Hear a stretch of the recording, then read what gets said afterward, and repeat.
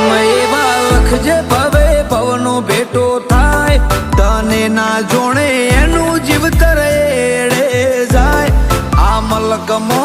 એક તું અલખ કહેવાય ઓ નમો બધે મનની વાતો તને કહેવાય નમો બધે મનની વાતો તને કહેવાય આ મલકમો એક તું અલખ કહેવાય